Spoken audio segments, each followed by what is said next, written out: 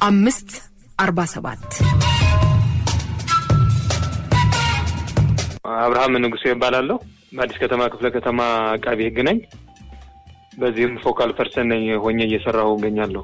በህገወጥ የሰዎች ዝውውር ዙሪያ ላይ የወጣው አዋጅ አለ 1178/2012 እንዲሁ ደግሞ እንደ ከተማ አስተዳደር የወጣ ደንብ ቁጥር 126/2014 አለ። እንዲሁም ሌሎች መመሪያዎች አሉንና ከዚህ ጋር በተያያዘ ለህብረተሰቡ በተለይ ደግሞ አውቶቡስ ተራ አካባቢ እንዲሁ በመድረክ ስልጠና ለሚመለከታቸው ባርሻ አካላትና መርካቶ አካባቢ እንዲሁ ደግሞ ሰባተኛ ማለት ነው ለፍትህ ከካስማ በጋራም እየሰራን ያለንበት ሁኔታ ነው ያለው። ከነዚህ ተቋማት ጋር በጋራ እየሰራን ያለንበት ሁኔታ ነው ያለውና ያው በስፋት ግንዛቤ ላይ በመድረክም በንቅናቄም በመኪና ጭምር ያው ግንዛቤ እየፈጠርን ያለነውና ምክር ቤትም አለን። ምክር ቤቱም በዚህ ደረጃ እየገመገመ የሚተቋም ነው ማለት ነው። አጠቃላይ ትብብር ጥምረትም የሚባል አለ። ትብብር ጥምረቱ ይህንን በሰዎች የመነገድና ሰውን በህገወጥ መንገድ ድንበር የማሻገር ወንጀል መከላከልና መቆጣጠር የሚሰራ የትብብር ጥምረት ነው። ምክር ቤት አለው። ስለዚህ ስራዎችን እየገመገመ ይሄዳል። ይሄንንም ከወረዳ እስከ ክፍለ ከተማ አድርገናል በቅርቡ ማለት ነው።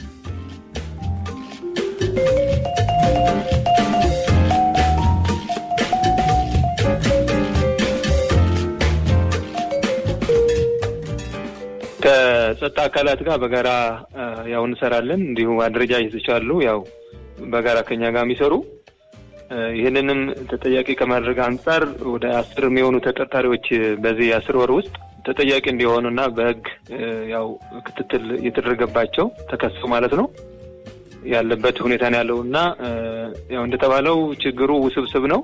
በቀላሉ እንደሚላል አይደለም። የህብረተሰቡ ገዛ የሚያስፈልገው ነውና በዚሁ መሰረት ያው ክስ ተመስርተውባቸው ተጠያቂ የሆኑበት ሁኔታ ነው ያለውና ያው ማስረጃ የሚሆኑት ደግሞ እነዚህ ተጠቂ የሆኑ አካላት ያው በምስክርነትም በመቁጠር ስለሆነ ከዚህ አንፃር ለመከላከል ግንዛቤ ብቻ ሳይሆን ተጠያቂነትም ጭምር ያስከተልን ያለነውና ህብረተሰቡም ተባባሪ እንዲሆን ያው ግንዛቤ በስፋት እየፈጠርን ያለነው ቅድም እንዳልኩት ስልጠና በመስጠትም በአደባባዮች በመኪና በመንታርቦ በታገዘ መልኩ እንደዚሁ ግንዛቤ ፈጠራ ላይ እየሰራን ያለነውና የብቻ አይደለም የስራ ዕድል እንዲፈጠርላቸውም ጭምር እነዚህ ችግር ደርሰባቸው ስደት ተመላሾችም ጭምር በስራና ክህሎት አማካኝነት ስልጠና በመውሰድ ወደ ስራ እንዲገቡ የሚደረግበት ሁኔታ ነው ያለውና ያው እንደ አዲስ ከተማ በዚህ መልኩ ያው ችግሩም ያለበት ኤሪያ ነውና እንግዲህ በዚህ መልኩ ግንዛቤ እየፈጠርን ተጠያቂ መሆን ያለባቸው አካላትም ተጠያቂ እንዲሆኑ እያደረግን ነው ያለነው ማለት ነው።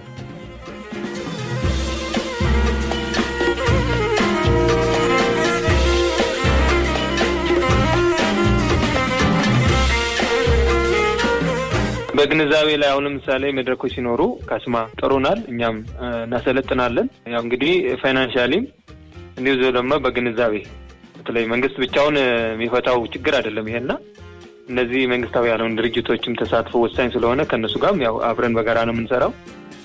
በተለይ ደግሞ በግንዛቤ ፈጠራ ላይ እንዲሁ ደግሞ የስራ ዕድል እንዲፈጠርላቸው ከማድረግ አንፃር ስልጠና እንዲያገኙ በተለይ የአረብ ሀገር ደርሰው የመጡ ሴት እህቶቻችን የስነ ልቦና ግንዛቤ እንዲያገኙ ከማድረግ አንፃር ወደ ስራ እንዲገቡ ከማድረግ አንፃር ትልቅ እገዛ ነው የሚያደርጉትና ከነሱ ጋርም ያው ከነሱ ብቻ ሳይሆን ሌሎችም አሉ ከኛ ጋር የሚሰሩት ካስማ ከነሱ ጋርም ጥሩ የሆነ የስራ ግንኙነት ነው ያለን። ጥሩ እገዛ ነው። ምክንያቱም ማህበረሰቡ እንግዲህ በዚህ ደረጃ ግንዛቤ እንዲኖረው ከማድረግ አንፃር ካስማ እንደ አንድ ኤንጂኦ የበኩላቸውን ሚና እየተወጡ ነው ያለውና ጥሩ ነው ያለን የስራ ግንኙነት ብዬ ነው የምወስደው። ምክንያቱም የስራ ዕድል እንዲያገኙ ስልጠና እንዲያገኙ ከማድረግ አንፃር ለምሳሌ ሰልጥነው ተምረው በተለይ በስራና ክህሎት የወጣ መመሪያዎች አሉና በዛ መልኩ ብቁ ሆነው ሰልጥነው እንዲሄዱ ከማድረግ አንፃር በዋናነት ወደ መንግስት ተቋም መምጣት አለባቸው። ለምሳሌ ስልጠና ወስደው ትልልቅ ተቋማት አሉ እንደ ዊንጌት የመሳሰሉ እኛ ጋር ቴክኒክና ሙያ ሰልጥነው የስራ ክህሎታቸውን ጨምረው እንዲሄዱና በህጋዊ መንገድ እንዲሄዱ ነው እኛ በእንደዚህ መልኩ የምናበረታታው። ተጣለው በህገወጥ የሰዎች አዛዋሪዎች ወይም እንደዚህ ደላላዎች የምንላቸው ኢቨን መክፈል የሌለባቸውን እየከፈሉ ያሉበት በምንፈጥራቸው መድረኮችና ግንዛቤ እንዲህ አይነት ነገር ገጥሞናልና ህጋዊ ሆነው ከነዚህ ጋር መንግስትም ከነዚህ የውጭ ሀገር የሥራ ስምሪት ላይ የተሰማሩ ኤጀንሲዎች ላይ የሥራ ውልም ስላላቸው ስራና ክህሎት በዚህ መልኩ አንደኛ ደህንነታቸው የተጠበቀ ይሆናል ማለት ነው። መንግስትም ያውቃቸዋል። ስለዚህ ከዚህ ጋር በተያያዘ ወደ መንግስት አካል መጥተው መስራት እንዳይችሉ የሚመለከታቸው ባርሻ አካላት ለምሳሌ ለተቋም ፍትህ ብቻ ሳይሆን ጸጥታ አካላት፣ ሴቶችና ህፃናት ማህበራዊ ጉዳይ በተለይ ደግሞ በዚህ በኩል አብሮ እየሰሩ ያሉ ሌላ የማይመለከተው የመንግስት ተቋም የለም። ሌላው ደግሞ እንደ ፍትህ ቢሮ የነጻ የስልክ ጥሪ አለን 6073 የሚል ማለት ነው። ማንኛውም ጥቆማ በህገወጥ መልኩ እንደዚህ አይነት ዝውውር የሚያደርጉ አካላት ካሉ መጠቆም ይችላሉ። ክፍት ነው ማለት ነው። ነጻ ነው፣ ምንም አይከፈልበትም። ስለዚህ አንዱ ይሄ የምንከላከልበት መንገድ ነው። ሌላው ደግሞ ማህበረሰቡ የኔ ችግር ነው ብሎ ከጸጥታ አካላትና ከፍትህ አካላት ጋር በጋራ መስራት እንዳለበት። ምክንያቱም መንግስት ብቻውን የሚሰራው ስራ አይደለም። ይሄ የህብረተሰቡ ሚና አስተዋጽኦ አለው። እድሮች፣ የወጣትና የሴት አደረጃጀት ብዙ በርካታ በዚህ ዙሪያ ላይ የሚሰሩ ተቋማት አሉ። እንደ ካስማ ንጆች አሉና በጋራ ነው ይሄን ችግር መቅረፍ ያለብንና ምንም የማያውቁ የክፍለ ሀገር ልጆች ናቸው በዚህ ሰለባ እየሆኑ ያለውና እነዚህን ህገወጥ አዘዋዋሪዎች ላይ በመጠቆም ወደ ፍትህ አካል እንዲመጡና ተጠያቂ እንዲሆኑ በተለይ ቅድም ያልኩት አዋጅ አለ። አዋጅ ቁጥር 1178/2012 ቀጥታ ብዙ ተጠያቂነትን የሚያስከትል አዋጅ ነውና በዚህ ነው እየተከሰሱ ያሉ እነዚህ አዘዋዋሪዎች። ሌላው ደግሞ እነዚህ በዚህ ሰለባ የሆኑ ሰዎች ላይ ለጸጥታ አካላትና ለፍትህ አካላት ምስክር መሆን ይጠበቅባቸዋል። በጣም ችግር እየገጠመን ያለው አንዱ ይሄ ነው። ምስክር ከሌለ ደግሞ ሰዎችን ተጠያቂ ከማድረግ አንጻር የማስረጃ ሰባሰብ ላይ ችግር እየገጠመን ስለሆነ በዚህ ላይ የራሳቸው ወደ ፍትህ ተቋማት እንዲመጡና ህብረተሰቡን በዚህ ደረጃ እንዲያግዝ ነው አደራም ጭምር የምንለው።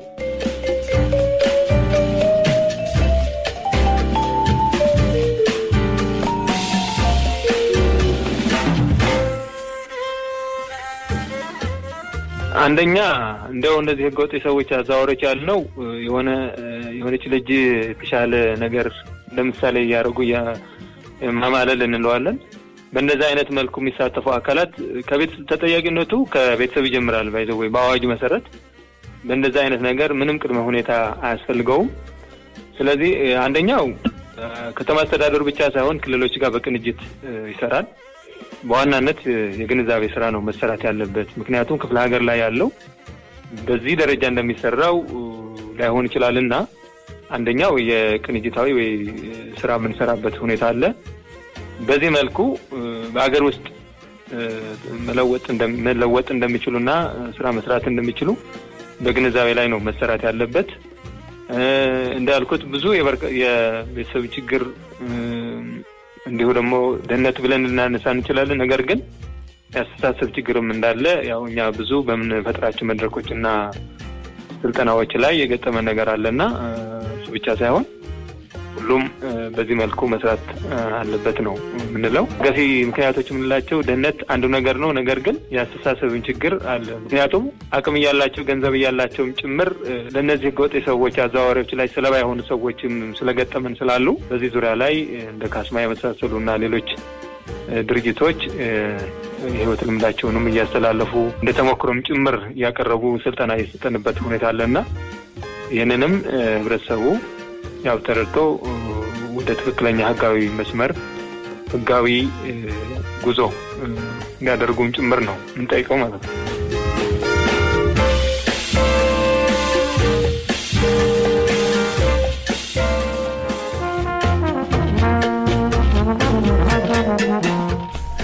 የተወደዳችሁ አድማጮች ይሄ እናንተ ሬዲዮ ሸገር 102.1 ነው። ቀደም ሲል ያደመጥነው እንግዲህ የዚህ ህገወጥ የስራ ስምሪትና ሂውማን ትራፊኪንጉን የተመለከተ ነው። በአዲስ ከተማ ክፍለ ከተማ ምን አይነት ስራዎች እየተሰሩ እንዳሉ በነገራችን ላይ ይሄ እንደቀላል የሚታይ አይደለም። ሁሉ ጊዜ በፕሮግራማችን የምናነሳው ነው። የሂውማን ትራፊኪንጉ ነገር እጅግ ረጅም እጅ ያለው ነውና አሁንም ቢሆን መንግስት የተለያዩ ስራዎችን ቢሰራ ጥሩ ነው።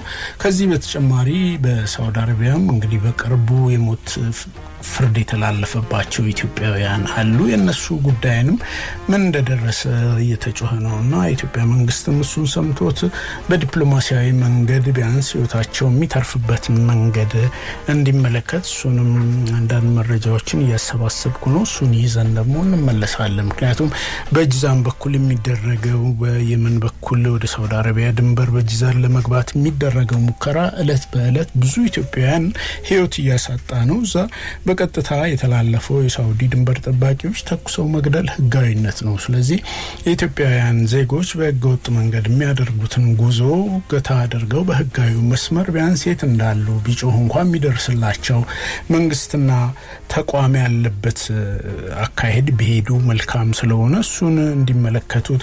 ከዛ በተጨማሪ ደግሞ ኤጀንሲዎችም አሉ። ኤጀንሲዎችን ሁሉንም አንድ ላይ አጃምለው ጥፋተኛ ማድረግም መክሰስም መውቀስም ከባድ ስለሆነ እዚህ ውስጥ ያሉ ህገወጥ ስራዎችን የሚሰሩ አሉ። ህጋዊ ኤጀንሲዎችም ደግሞ አሉና አሁን ስራዎቹ በሞላ በየመንደሩ እየተሰሩ ስለሆነ ይህንንም ከስር ከመሰረቱ ማቋረጥ ካልተቻለ በስተቀር ያለው የህገወጥ የሰዎች ስምሪት በጣም አደገኛ ነው። በየቤቱ ነው ሀዘን ሰው እየተቀመጠ ያለውና እያንዳንዱ ሰው ቤት የሚደርስ ጉዳይ ነው። እንደ ሀገርም ዝቅ የሚያረገን አንገት የሚያስደፋና የሚያሳዝን ተግባር ስለሆነ ይሄን እየተከታተልን እናቀርባለን።